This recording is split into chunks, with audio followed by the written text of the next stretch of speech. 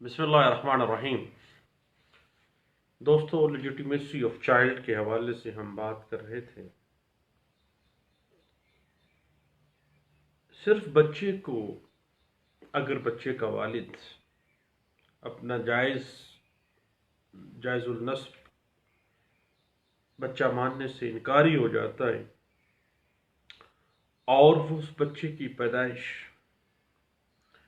बाकायदा जो time frame Islamic फ़िक़्ह, Islamic शरीयत और इस्लामिक कानून शहादत आर्डर आर्टिकल 128 हमें प्रोवाइड कर रहा है, तो तमाम कवानीन के तकाज़ों के मुताबिक उस बच्चे को नाजायज़ साबित नहीं हो जाता इस सिर्फ ये कहने से कि ये बच्चा लेजिटिमेट नहीं है। बाज़ औक़ात लोग नानो नफ़क़ा से बचने के लिए या किसी बच्चे को वरासत से महरूम करने के लिए जायज़ुल नस्बी का इनकार कर देते हैं। ये बात डिस्कस हुई थी 2007 CLC पेज 1145 और 2007 PLD Lahore high court page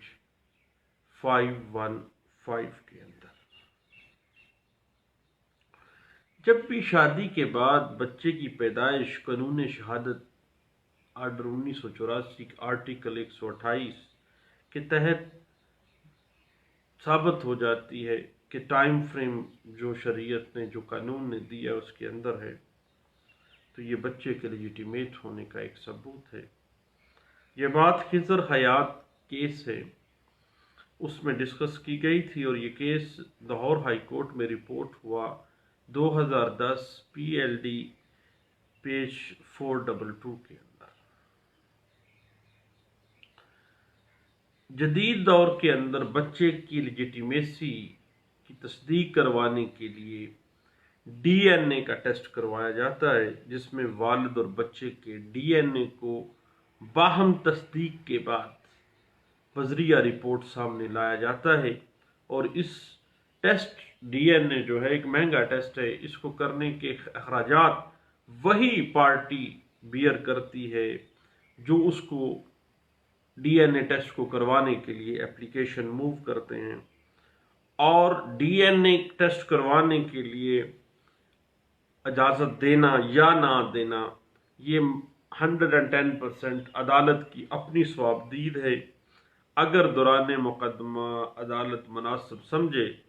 तो वो DNA टेस्ट की इजाज़त दे देती है, वरना हालात, वाक़यात और शहादतें सफ़े मिसल पे जो हैं वही वाज़े कर रही हैं कि ये बच्चा जो है लेजिटिमेट है और ये बाप है। इसका सिर्फ खर्चा से बचने के लिए, वरासत से महरूम करने के लिए सारा ड्रामा किया जा रहा है। फिर अदालत प्रेमा फसाई इस मामले को देख लेगी। अब इस बात का फैसला कि DNA टेस्ट लेजिटिमेसी के हवाले से ज़रूरी है या नहीं है, ये अदालत की अपनी स्वाबदीद है। और DNA टेस्ट करवाने के जो अखराजात हैं वही पार्टी उठाएगी जो DNA टेस्ट के लिए अदालत में एप्लीकेशन देगा। ये बात 2010 में PLD Karachi high court page 61 के अंदर भी डिस्कस की गई थी। अब कानून शहादत आर्डर 1984 के हवाले से अगर हम देखें तो एक बच्चा जो तलाक के 1 साल 10 माह के बाद पैदा हुआ है, जो बच्चे का वालिद है उसने इनकार कर दिया कि नाबालिग का खर्चा नानो नफ़क़ा नहीं बनता है। अब लाहौर हाई कोर्ट और दीगर हाई कोर्ट्स में ये मामला इस तरह के आते रहते हैं, तो कानून ने इस हुज्जत को रद्द कर दिया और फैसला कायम करते हुए रिट पटिशन भी खारिज कर दी थी कि चूँकि बाज़ स्कूल ऑफ थाट्स 2 साल तक की टाइम फ्रेम दे रहे हैं, फ़िक़्ह हनफिया, चूँकि पाकिस्तान में फ़िक़्ह हनफिया प्रिवेल कर रहा है, इस वजह से नानो नफ़क़ा से बचने के लिए ये बच्चा को ڈسون کیا جا رہا ہے، اللیجیٹیمیٹ قرار دیا جا رہا ہے، جبکہ ڈائیورس جب ہوئی ہے، طلاق جب اس عورت کو دی گئی ہے، اس نے آگے شادی بھی نہیں کی اور 1 سال 10 ماہ کے بعد ایک بچہ پیدا ہو جاتا ہے، تو عدالت نے نابالغ کا نان و نفقہ جو ہے اسی والد کے زمرے میں ڈالا اور کہا کہ یہ اسی کی اولاد ہے۔ اور یہ بات ڈسکس ہوئی تھی NLR 2010 CLJ پیج 408 کے اندر۔ اب کسی بچے کے اقرار النسب یعنی اس کی لیجیٹیمیسی کا اقرار کرنے کے اور اس اقرار النسب کو صحیح ہونا اور مؤثر ہونے کے لیے چند چیزیں دیکھی جاتی ہیں کہ جب باپ کسی بچے کی لیجیٹیمیسی کو ڈکلیئر کرتا ہے کہ یہ بچہ صحیح النسب ہے اور یہ میرا ہے، تو صرف ڈکلیئر کرنا ضروری نہیں ہے، بلکہ صحیح ڈکلیئر کرنا، صحیح نسب الفرزندی کا اقرار کرنا کہ یہ بچہ میرے ہی تخم سے ہے اور میں نے ہی اس بچے کی والدہ سے شادی کی اور میں نکاح کے بعد یہ بچہ پیدا ہوا ہے۔ اب اقرار النسب کے لیے بچے کے والد اور بچے کے درمیان جو عمر کا ڈفرینسیشن ہے وہ کم از کم 12.5 سال کا ہونا چاہیے، یعنی 12.5 سال بڑا والد ہونا چاہیے۔ اگر کوئی شخص 30 سال کا ہے اور وہ کہے کہ 25 سال کا میرا بیٹا ہے، تو وہ صحیح اقرار النسب جو ہے وہ ڈکلیئر نہیں ہو سکتا، کیونکہ قانون، شریعت اور فقہ کے مختلف سکول آف تھاٹ کہتے ہیں کہ کم از کم 12.5 سال کا جو مرد ہے وہی بچہ پیدا کرنے کی صلاحیت رکھتا ہے، اس سے چھوٹا بچہ جو ہے وہ نابالغ کے زمرے میں آتا ہے۔ اس کے بعد جب ایک باپ اپنے بیٹے کی لیجیٹیمیسی کا اقرار النسب کرے گا تو یہ واضح کرے گا کہ یہ اسی کی ایکسکلوزیو اولاد ہے اور کسی اور شخص کی اولاد نہیں ہے، وہ کسی اور شخص کے تخم سے نہیں ہے۔ اور جس وقت وہ بچہ جس کی لیجیٹیمیسی کو ڈکلیئر کیا جا رہا ہے وہ پیدا ہوا ہے، جو بچہ پیدا ہوا ہے اس کی والدہ کے ساتھ جو والد ہے وہ اقرار کرتا ہے کہ وہ حالت قانونی بیوی تھی یا اس نے نکاح کیا ہوا تھا یا ایسی عورت نہیں تھی جس عورت کو اللہ نے، شریعت نے، قانون نے اس پہ حرام کر دیا تھا اور حرمت کے رشتوں میں سے نہیں تھی وہ عورت۔ اگر ایسی صورت ہے تو یہ کیسے ممکن ہے کہ ایک عورت حرمت کا رشتہ رکھتی ہے ایک مرد کے ساتھ اور وہ مرد جو ہے وہ ڈکلیئر کر دے کہ یہ میرا اپنا بیٹا ہے؟ میرے پاس ایک کیس تھا، اس میں نے دیکھا کہ ایک سگے بھائی نے اپنی ریئل سسٹر کے بچے کو اقرار النسب دے رکھا تھا، اپنے نام سے رجسٹرڈ کروایا ہوا تھا، تو یہ بہت زیادہ پیچیدگیوں کا مسئلہ آ گیا۔ اب ایسی عورت جس پہ شریعت نے نکاح دائمی اور قطعی حرام کر دیا ہے، اب اس کے ساتھ اس بچے کو اقرار النسب جو ہے وہ ممکن نہیں ہے اور وہ اس قطعی صورت اس کا اقرار النسب جو ہے وہ درست نہیں ہے۔ اس کے بعد یہ بھی ہے کہ اس بچے نے اس والد کے اقرار النسب کی تردید نہ کی ہو۔ باپ نے کہا کہ یہ بچہ میرے تخم سے ہے اور بچہ جب بڑا ہوا ہے اس نے تردید نہیں کی بلکہ کہا کہ یہ فلاں شخص ہی میرا والد ہے۔ اور ایک مرتبہ یاد رکھیے گا دوستو کہ جب کسی بچے کا والد اقرار النسب کسی بچے کا تسلیم کر لیتا ہے دین اس بچے کے اقرار النسب سے وہ منحرف نہیں ہو سکتا ہے، اور جو ہی وہ اقرار النسب کرے گا تمام قانونی نتائج جو ہیں، اس بچے کے قانونی حقوق جو ہیں، حق وراثت ہے، حق ولایت ہے، نان و نفقے کے حقوق ہیں، وہ مرتب ہو جائیں گے۔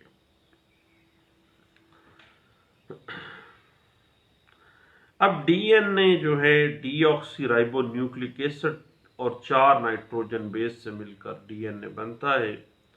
جو کہ ڈی این اے ٹیسٹ ایک جینیٹک میٹیریل یا وراثتی مادہ ہوتا ہے، کیونکہ یہ والدین کی خصوصیات اولاد میں منتقل کرتا ہے، اور کسی بھی جسم میں جو تبدیلیاں آتی ہیں اس تبدیلیوں والے جسم کی کنسٹرکشن ڈی این اے میں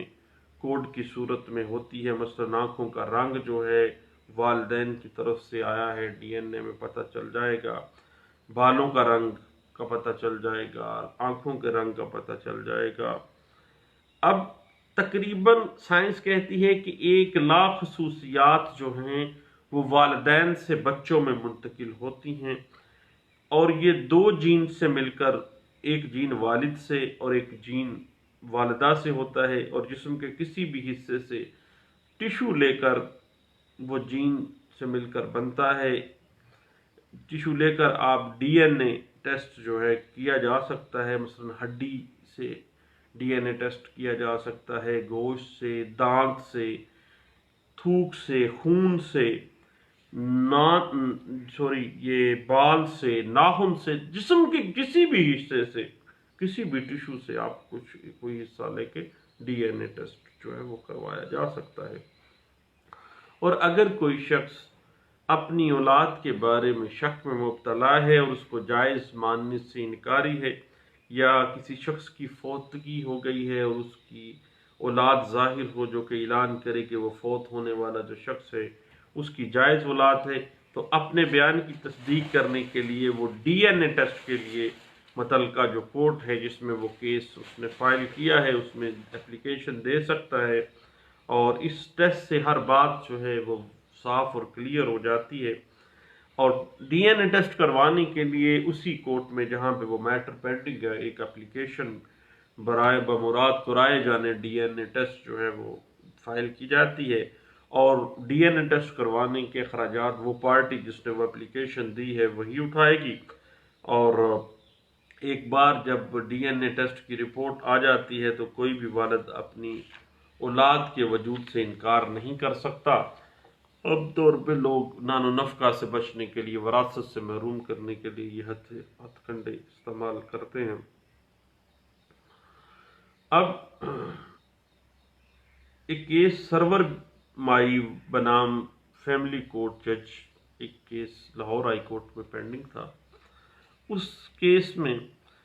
ایک رٹ پٹیشن فائل کی گئی تھی کہ جو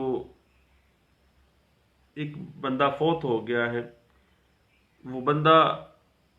بنیادی طور پر لونیٹک تھا، پاگل تھا۔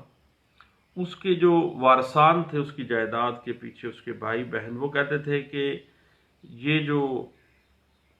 بیٹا ہے بچے اس پاگل شخص کا یہ جائز اولاد نہیں ہے۔ تو اس کے بعد حالات و واقعات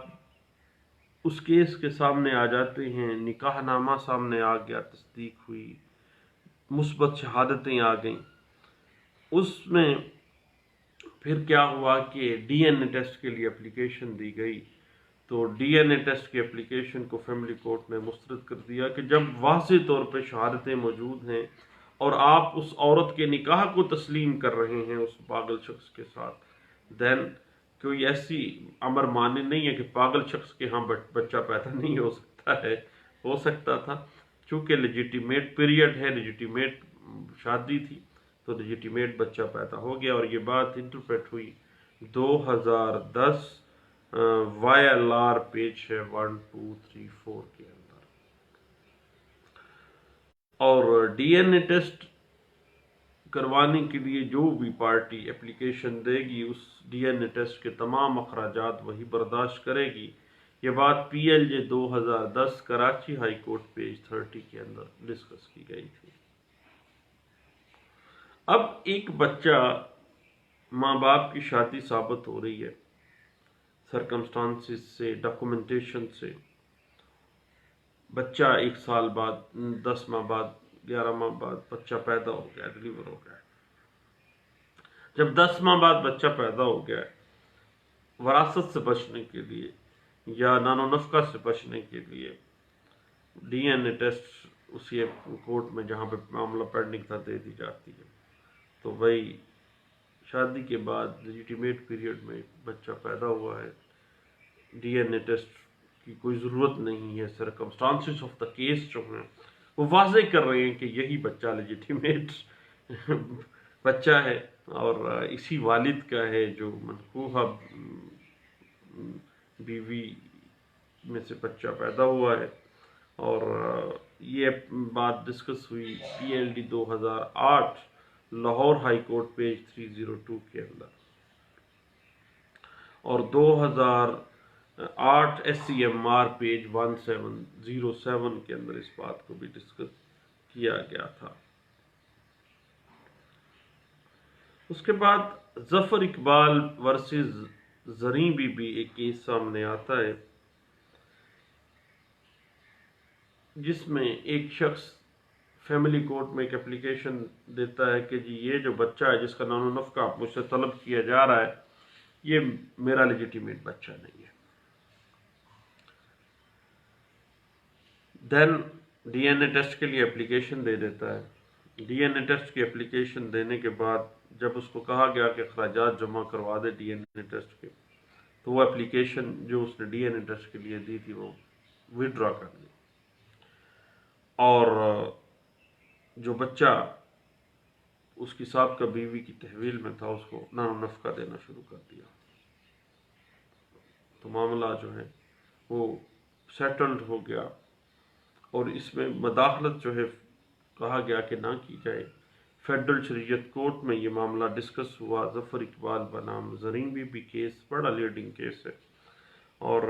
یہ بات رپورٹ ہوئی تھی 2010 P C R L J page ہے 604، اور پیج فیڈرل شریعت کورٹ کا یہ فیصلہ ہے.